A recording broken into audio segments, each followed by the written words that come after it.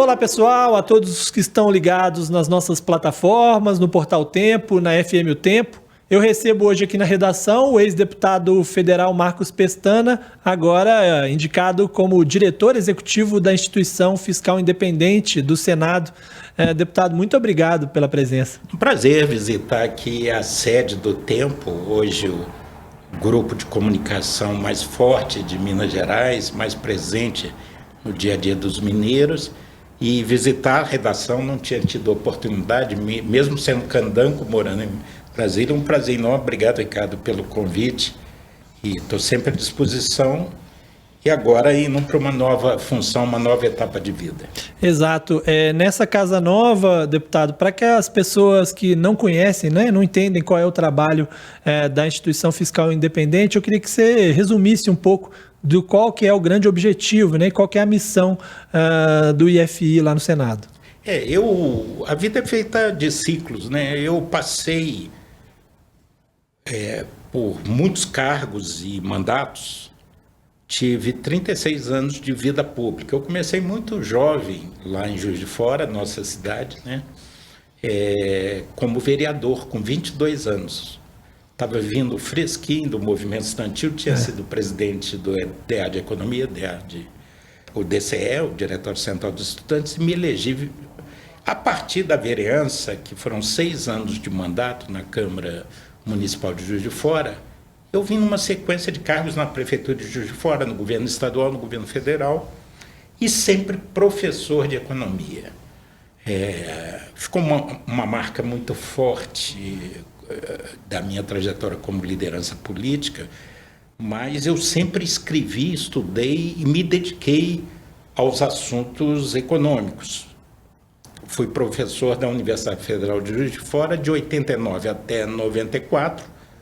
Em 95, quando fui para Belo Horizonte, e daí para Brasília de novo, para Belo Horizonte, depois a Brasília de novo, nesse ping-pong aí de cargos e mandatos. Deputado estadual, federal, secretário... Secretário de Saúde. Eu fui secretário de Planejamento de Minas. Muita gente não se lembra de Planejamento, Orçamento e Coordenação Geral de 95 a 98. Fui presidente da Junta de Programação Orçamentária e Financeira de Minas. E aqui no Congresso, eu fui membro, todos os 8 anos, da Comissão de Finanças e Tributação.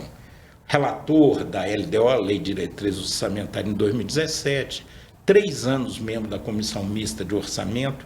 Então, eu tenho uma afinidade, sempre escrevendo. Eu tenho uma coluna no Tempo. Isso. Ela já está fazendo 12 anos. E grande parte, 40%, eu acredito, dos artigos são sobre matérias econômicas. Então, eu sempre tive esse perfil que me gerou muitas dificuldades e alguns preconceitos. Eu tenho um tripé, uma perna na academia, como teórico, intelectual, uma perna como gestor público, os diversos cargos executivos, e uma perna como liderança política. Então, eu tive uma órbita entre esses 3 polos, e em função disso, eu não tendo querido, em 2019, retomar o mandato de deputado federal, eu dei por esgotada a minha experiência parlamentar, não me adaptei, não me senti à vontade no novo clima da política brasileira a partir de 2018, e já antes disso, e fui para a iniciativa privada. Tive o meu primeiro ciclo de 4 anos e meio na iniciativa privada. Mas quando foi agora em maio, o presidente do Senado, o senador Rodrigo Pacheco, que é uma grande referência para Minas e para o Brasil, com um papel essencial na defesa das instituições da democracia brasileira e do equilíbrio da boa e velha política mineira, do PSD mineiro, do Tancredo, e também da UDN, pessoas como Milton Campos. Então, Minas sempre teve uma mística da política, do entendimento, do diálogo, diferente do clima atual. E o presidente Rodrigo Pacheco me chamou lá umas 4 semanas atrás e me convidou para assumir a diretoria executiva do Instituto Fiscal Independente. O Instituto foi criado em 2016, quando era presidente do Senado, Renan Calheiros, sob a inspiração muito forte de membros da Comissão de Assuntos Econômicos, particularmente José Serra e Tasso Gereissati. Ela foi criada através de uma resolução. Ela não é um órgão de assessoria do Senado, por isso ela tem o independente no nome, ela tem um status parecido com uma agência regulatória, tanto que é um mandato. Eu vou ser submetido ainda a uma sabatina e a uma votação para a aprovação ou não da indicação que já foi publicada pelo presidente do Senado. Isso. Mas o meu nome pode ser rejeitado. E então há um processo, uma decantação, um rito que preserva, são 3 diretores, um diretor executivo e outros 2 diretores técnicos.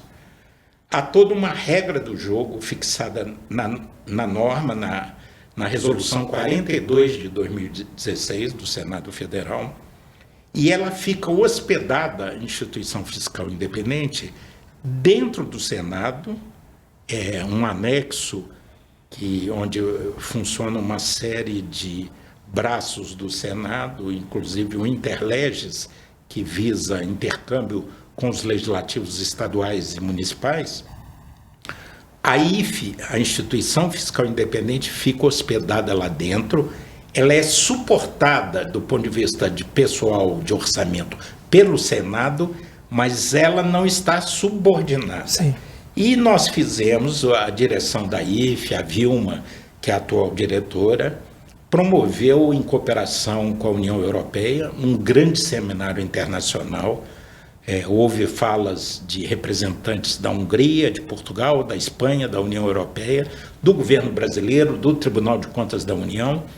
Um seminário que deixou claro a importância das instituições fiscais independentes no mundo inteiro. Há um estudo, há um documento da OCDE que caracteriza quais são as pré-condições de funcionamento do IFE, mas as instituições fiscais independentes são consideradas fundamentais dentro da governança fiscal, a credibilidade. Você tem um arcabouço, você tem a lei de responsabilidade fiscal, você tem o orçamento anual, você tem a lei de diretriz, você tem o PPAG como instrumento de médio prazo de planejamento, mas você precisa de indicadores, números, estatísticas confiáveis e independentes. Esse é o objetivo, é interpretar o cenário, apresentar o cenário, os eventuais riscos, o que está... Na verdade, Ricardo, a AIFE não cabe opinar.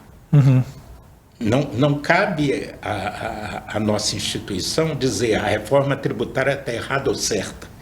O arcabouço fiscal votado na Câmara está errado ou certo. Não.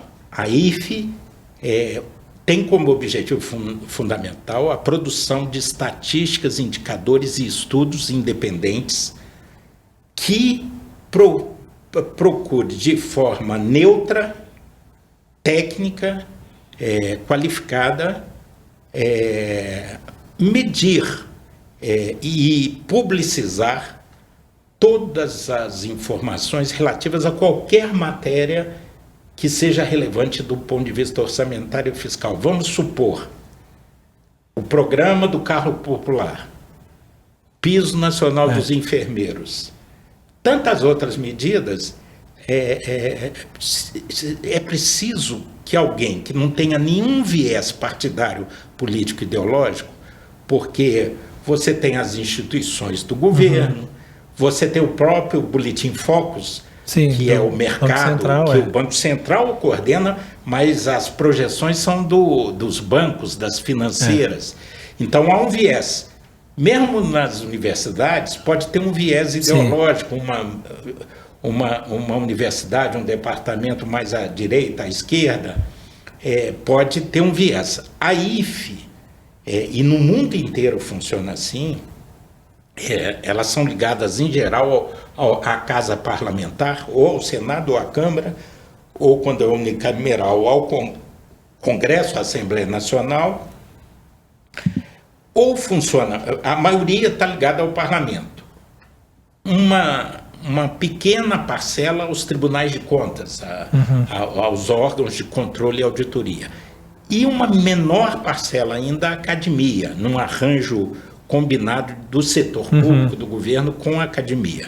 Aqui nós estamos hospedados e suportados, apoiados pelo Senado, mas não se trata de uma assessoria, a gente não se confunde com a assessoria, por exemplo, da Comissão Mista de Orçamento, ou da Comissão de Finanças e Tributação, a Comissão de Assuntos Econômicos do Senado. Porque esses estão dando ali vamos dizer, uma consultoria própria aos parlamentares dentro da votação. E com uma visão de mérito. Sim.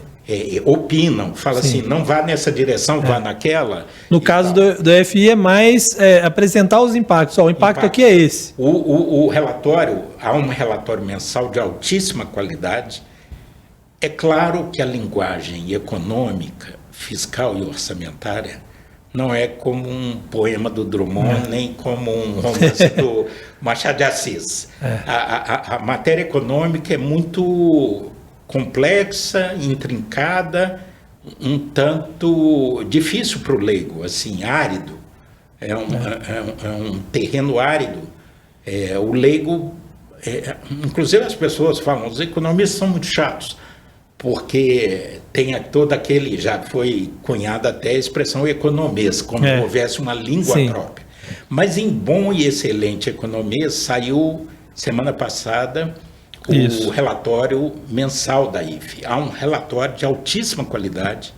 Eu, por coincidência, que ainda não entrei na IFE, ainda meu nome tem que ser analisado e aprovado pela mesa do Senado, pela comissão diretora do Senado, mas eu li hoje de manhã o relatório e é de excelente nível. Eu ia falar até sobre esse relatório mesmo. Ele traz ali alguns riscos, vamos dizer assim, no projeto do arcabouço, né? Ele aponta ali, olha, a gente, analisando os dados aqui, percebe que pode haver um déficit ano que vem de um ponto, o governo estava prevendo 0, com aquela margem de até 0,25, ou seja, precisaremos fazer algum esforço aí de arrecadação e tal, ou de corte para poder chegar nesse 0 ou 0,25, né? Como é que é a visão do senhor do que está colocado até agora desse arcabouço e desses riscos? A IFE trabalha sempre, a Instituição Fiscal Independente, seu corpo técnico, com as diretrizes legais, normativas presentes na mesa do jogo. Ela não faz cenários alternativos. E eu gosto muito da frase do Malan, que no Brasil até o passado é imprevisível. Né? O Brasil gosta de emoção forte. Não, ultimamente temos até visto no judiciário, de repente, uma coisa que já estava dada gera uma mudança. Muitas coisas geram decisões judiciais que surpreendem o cenário fiscal. Então, a IFE projeta isso. É claro que eu acho que o arcabouço foi muito bem desenhado, é o arcabouço possível para substituir o teto dos gastos. Eu acho ele mais criativo e dinâmico e mais correto que o teto, que eu fui um dos maiores defensores, porque a gente estava no fundo do poço, depois de uma crise fiscal brutal que nos levou a maior taxa de desemprego, a maior recessão da história do Brasil foi em 2014, 15, 16. Eu estava no Congresso, defendi o teto como um mecanismo excepcional, mas ele só agia sobre despesa. Ele não agia sobre receita, sobre crescimento econômico. Então, eu fui companheiro e muito amigo do relator Cláudio Cajado, que é do PP da Bahia. Eu até interagi com ele durante essas 4 últimas semanas, dei opiniões, e eu acho que ele conseguiu um grande avanço. Talvez seja mais flexível, né, do que o teto, né? Ele permite outras alternativas. Era uma regra que eu mesmo falava pro economista Marcos Mendes, que era o assessor do então ministro Meirelles, que acompanhava as votações, falava: Marcos, eu vou defender do jeito que está, porque nós estamos no fundo do poço. Uma Era emergencial, temos que... Mas eu falava, mas eu acho um instrumento, não dá para agir só pelo lado da despesa.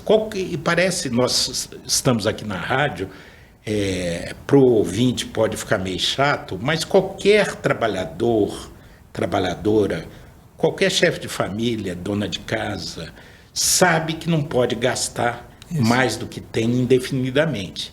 Se a família consome muito mais do que a sua renda familiar, você vai se endividando, fazendo carnê, pegando dinheiro no banco, pegando consignado, depois vai para o agiota, e a bola de neve pede a um parente, aí já começa a ficar constrangido, não pode ir na festa da família porque o parente, você está devendo ao parente, aí aquilo vira uma bola de neve, e aí você tem saídas, cortar despesa, alguém trabalhar mais na família para aumentar a renda. Aumentar a arrecadação. Vender alguma coisa, patrimônio da família, para pagar dívida, mas é o que os economistas falam e condenam, de vender geladeira para comprar comida. Alimentação é um gasto corrente, mensal. A geladeira, o fogão, o carro, o terreninho da família para construir a casa própria é um só. Então, você vender geladeira para comprar comida é uma má estratégia. Mas tem que fazer privatização no setor público, comparando. Então, você tem que aumentar a renda, você tem que cortar a despesa, aí você sacrifica, por exemplo, a viagem de final de ano para a praia, você sacrifica o restaurante, o cinema, você vai ajustando ao dinheiro. Agora, se ficar gastando mais que tem, vai o processo de endividamento ficando cada vez mais caro e volumoso. É o que acontece com o Brasil. O Brasil tem uma dívida alta, para um país de nível emergente, dentro do grupo dos países emergentes, a dívida brasileira em relação ao que a gente produz, ao PIB, por ano é muito elevada. O custo de carregamento da dívida é muito alto, porque há aquela desconfiança, porque o Brasil tem uma tradição de moratórias, de congelamento, o Collor congelou a poupança, as aplicações, houve 2 moratórias externas da dívida externa no governo Figueiredo e no governo Sarney. Então o Brasil é visto quem financia, porque alguém financia, o governo gasta mais do que arrecada. Alguém financia, compra títulos do governo. Quanto mais aparece... Mais inseguro, mais tem que se pagar de juros. Mas é o caro, é o prêmio que o investidor cobra. Essa é a situação presente. Mas o que você perguntou do relatório, é claro que a equipe técnica da IFE fez com as informações objetivas que estão presentes na mesa. Naquele momento. Mas virá pela frente a reforma tributária. Isso. Aí tem que quantificar os impactos. Virá, o Haddad verbalizou isso claramente, um corte nos incentivos. Apesar de que agora, ao mesmo tempo, estamos falando de alguns fora desse padrão. Eu tenho dúvidas. Eu falo dos carros populares. Eu tenho dúvidas sobre essa política. Essa política já foi testada antes e não produziu os resultados esperados. Mas, além de ser uma política que está sofrendo muitos questionamentos, e eu sou amigo pessoal do vice-presidente e ministro Geraldo Alckmin, mas, tanto do ponto de vista econômico quanto ambiental, a medida está sofrendo várias críticas, mas, além de tudo, o lançamento foi inoportuno, porque foi na semana da aprovação do arcabouço. Aí você... o ministro Haddad falando que vai suspender incentivos, e eu acredito que ele vai, e tem muito espaço. Ele falou muito de que era temporário, né, para tentar dizer assim, isso aqui é de um momento muito particular, né, fora do... Essas frases, os economistas cunharam frases, como eu citei, do Malan, que no Brasil até o passado é surpreendente, é indecifrável, e pode produzir novidades. Imprevisível, né? É imprevisível até o passado. Imagina, um passado imprevisível. Porque ele estava mencionando essas decisões de coisas passadas que, de repente... Sim, que trazem um passivo novo. Passivos enormes. Mas tem o economista liberal, o Milton Friedman, falou, não tem almoço grátis. Então, assim, você tem dinheiro curto para investir em múltiplas coisas.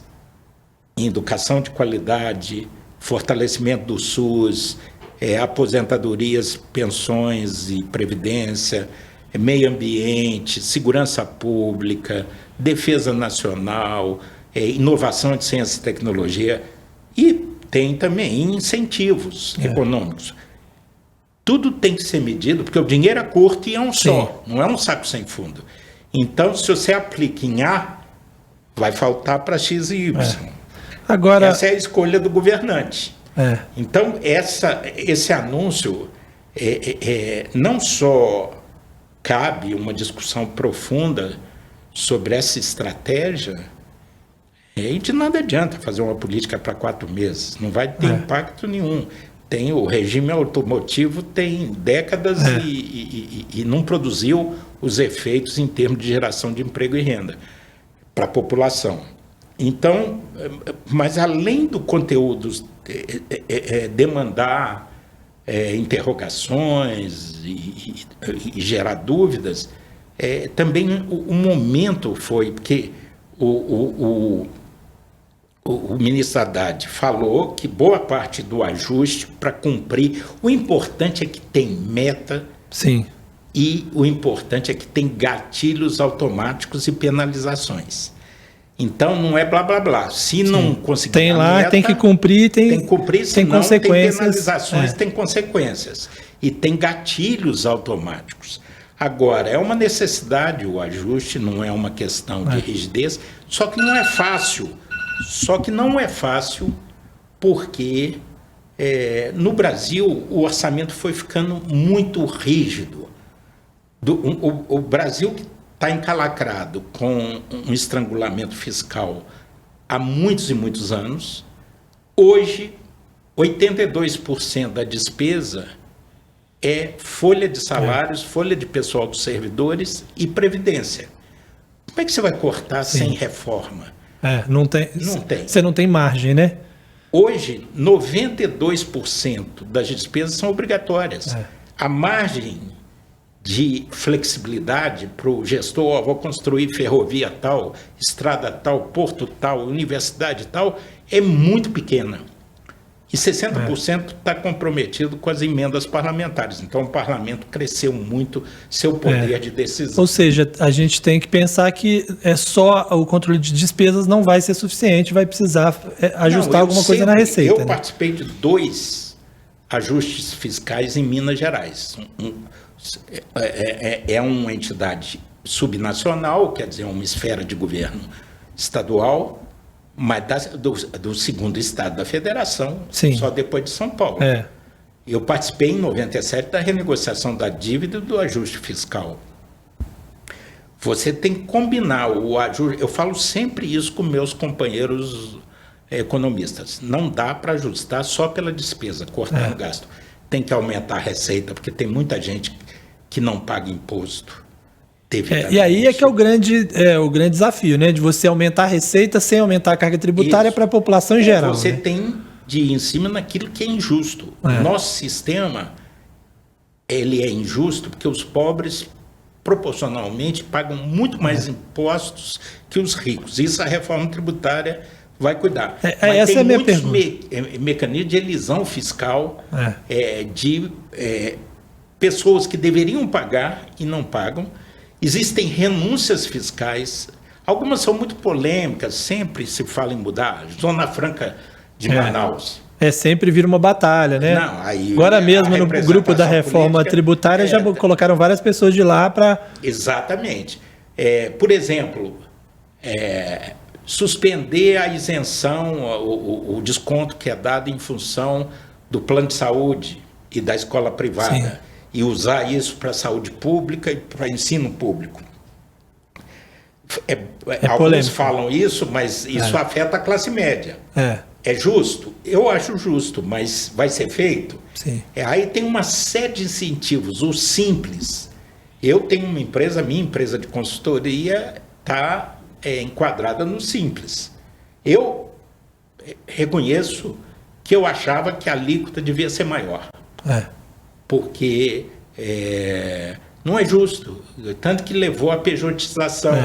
Porque muitas vezes o cidadão pessoa física paga mais do que o cidadão pessoa jurídica. Se fosse pagar imposto de renda de pessoa física, eu pagaria 27,5% alíquota, mas com os descontos e isenções, a alíquota efetiva é 20%, em torno de 20%. Como pessoa jurídica, eu pago 16,5%. Então não é justo. Então, essas calibragens, todas têm que ser feitas na Receita, nas privatizações. Você, para arrematar, vende patrimônio para pagar a dívida. Porque isso diminui o valor. É até por isso que o arcabouço, quando diz que vai haver um aumento de arrecadação, você não pode pegar toda aquela arrecadação e transformar em investimento, em despesa e tal. Claro. Justamente por isso, porque você quer diminuir o volume. Foi muito ruim a sinalização do pacote automotivo, do carro chamado popular, que não é propriamente popular, né? Um carro de 60 mil não são os pobres que vão comprar. E houve vários questionamentos do ponto de vista ambiental, de desenvolvimento urbano, que fazem os metrôs, né? Agora, de incentivar carro particular. E do ponto de vista econômico fiscal, houve muito questionamento. Mas a oportunidade foi muito ruim, porque foi justamente após o discurso do ministro Haddad, que foi muito habilidoso, conseguiu construir com o presidente Arthur Lira, com o presidente Rodrigo Pacheco, com o relator Cláudio Cajado. Com muita habilidade, ele costurou um texto de consenso que eu acho que, nas circunstâncias conjunturais brasileiras, ficou de bom tamanho. Eu acho que é um bom instrumento, mas não é um marco legal normativo que resolve o problema. Não é a lei de responsabilidade fiscal, não é a lei, a regra de ouro, não é o arcabouço ou o teto. Tanto que o teto foi desmoralizado com 4 o seu cumprimento, rupturas. Né, mais do que tudo. Né? É a cultura, a tradição de cumprir. Tem que ter convicção. Sim. Agora, tudo parte de convicção. Se você não tem convicção, você não enfrenta, porque tudo, política econômica, é como cobertor curto.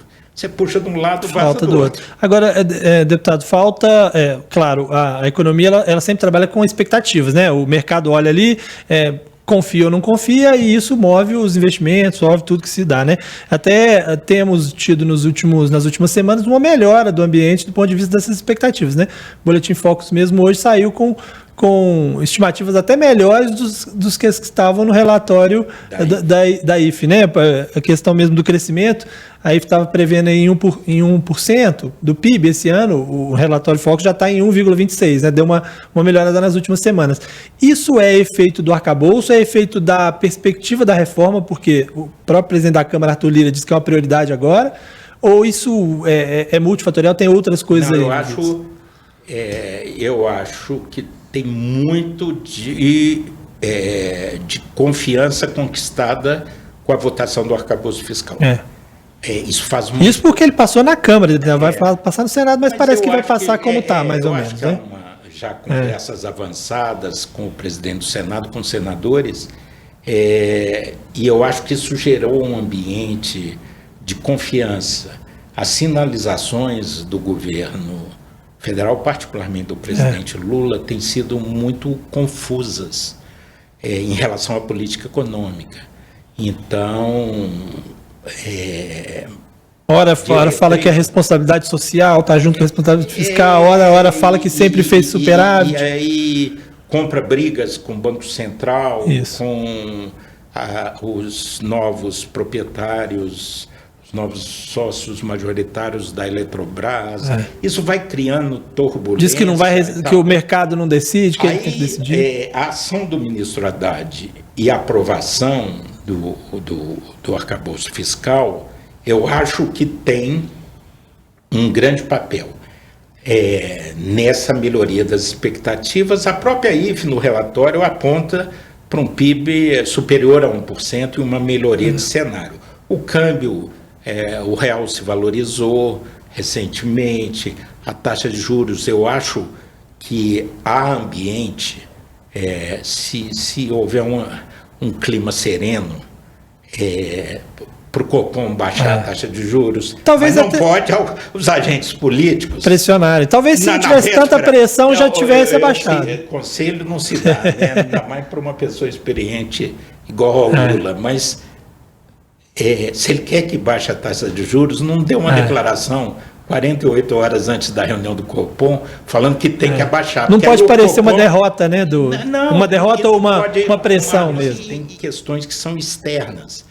Qual que vai ser a sequência da guerra? Da guerra, né? Onde vamos? Então, pandemia, houve um efeito devastador, por um lado, mas economicamente houve muita injeção de dinheiro, porque diferente da crise da bolha de 2008, 2009, onde as todo mundo tinha que segurar, foram contracionistas. Na pandemia... Foi expansão de gastos na saúde para poder conter o problema. Saúde, assistência social e economia, para compensar os efeitos da pandemia. Então, assim, tem fatores que são endógenos, internos, que estão na mão dos empreendedores e principalmente do governo. Tem fatores que são externos, que o governo... e o Brasil não tem governabilidade sobre essas variáveis, mas tudo indica que a inflação está no movimento de acomodação para dentro do universo ali da banda da meta inflacionária. Tudo indica que o crescimento está se firmando. O Brasil, se houvesse confiança, convicção, consistência, credibilidade, o Brasil poderia tranquilamente expandir o seu potencial de crescimento. Hoje, o PIB potencial está em torno de 2%, mas o Brasil precisa e pode crescer 3,5%, 4%. Não há motivo. A gente vê a Índia, a China, outros países. Eu costumo citar sempre, é desafiador. As pessoas, ouvintes do tempo, pensem nisso. Em 1980, o PIB por habitante do Brasil era maior que a Coreia do Sul. Hoje, a Coreia do Sul tem 4 vezes mais a produção dividida por seus habitantes. Então, em 42 anos, 43 anos, alguma coisa aconteceu que a Coreia, hoje, que já é um país considerado desenvolvido, quadruplicou a sua riqueza por habitante, enquanto o Brasil ficou patinando. Isso não foi à toa. Fala-se muito da questão da educação, mas talvez não tenha sido. A educação não fosse. Certamente. Claro que ela é um fator também, né? Mas... É essencial.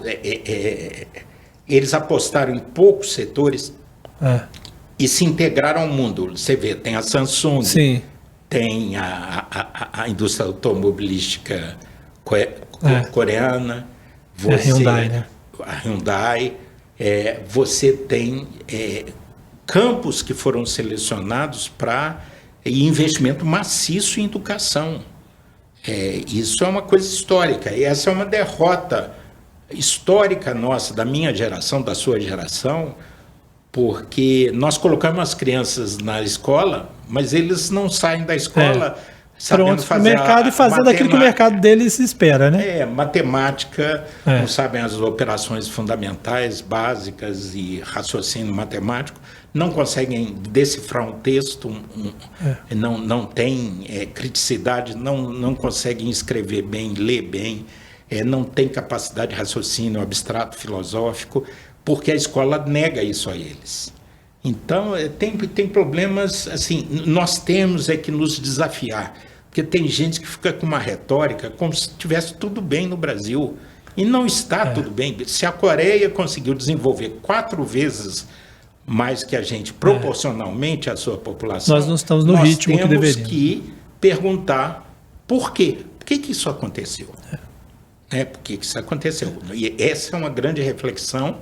E o Brasil precisa, não só para absorver a juventude que chega no mercado de trabalho, mas para superar a pobreza, a miséria nós precisamos crescer a uma taxa de 3,5%, 4% ao ano, de forma definitiva, duradoura, sustentável, e não essa montanha-russa, porque durante esse período todo que eu falei, houve momentos de crescimento de 7%, mas houve crescimentos negativos, como na recessão do governo Dilma, de 2015 e 2016, de menos de 3,5%. Não adianta uma montanha-russa. Nós temos que ter uma rampa, uma subida firme e duradoura. Então, deputado, a gente certamente teria muitos outros assuntos para falar. Eu acho que, né, podemos até convidá-lo para uma nova conversa, para a gente falar também um pouco sobre o cenário político brasileiro. Tá certo. Sempre à disposição. Mas nosso prazo aqui já se esgotou, então eu te agradeço. Muito obrigado pela presença. Um abraço. E eu agradeço também a você que nos acompanhou até aqui. Um abraço e até mais.